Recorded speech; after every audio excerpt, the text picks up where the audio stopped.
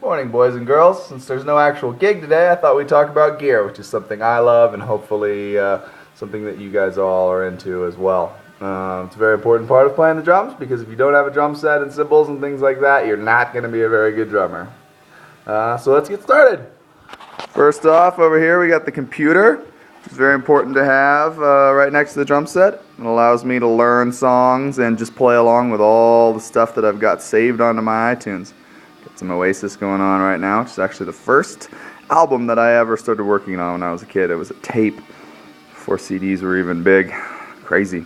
So, anyway, moving on. My drum set is a Yamaha Oak Custom kit. I have a pork pie percussion kit being built for me right now, so we'll definitely get a video of that when I switch over in a couple months. But for right now, here's the Yamaha that I've been playing for a long time. We've got a 10, 12, 14 tom. It's always hard to remember in this stunning York Honey Amber or whatever the hell they call it. Also have a 22-inch kick drum. There's the painting by Veronica over there on the other side. I really enjoy the 22. The new kit that I'm getting from Pork Pie will actually have a 20 on it.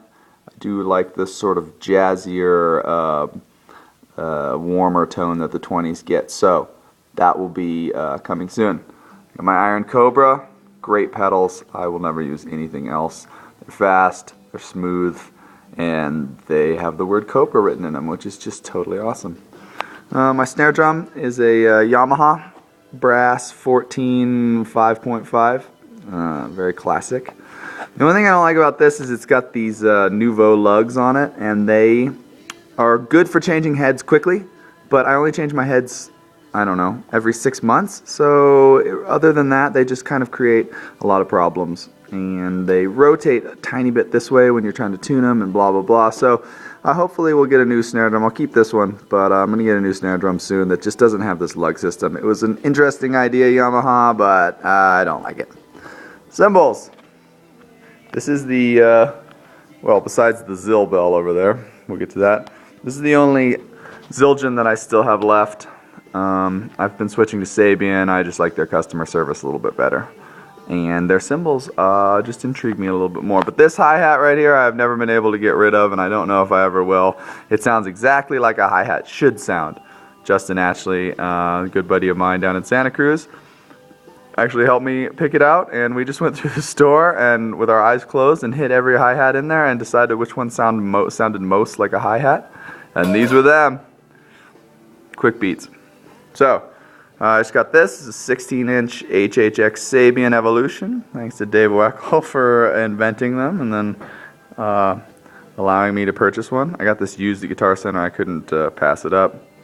Over here we have its bigger brother. They were both actually in Guitar Center together. They're great sounding cymbals. They're loud, they're bright, but they're still warm enough to really add some texture to things. Got the Zill bell.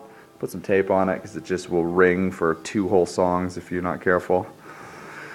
Get the ride over here is a Sabian AAX Omni ride. I like this ride a lot. My one complaint about it is that being 22 inches, it's so big that the distance between the edge of the cymbal and the bell is so great that you actually have to change your body position to go from striking here to striking here.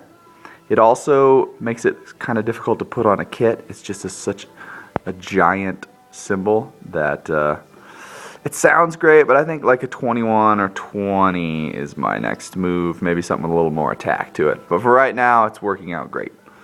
Over here, we got my Meinl cowbell. Actually took me a lot longer to pick out this cowbell than people would probably hope or think. But I was bored, and I wanted a cowbell that sounded good. And so we did the same thing with the cowbell that we did with the hi-hat and just went through all the cowbells and decided which cowbell sounds like a cowbell.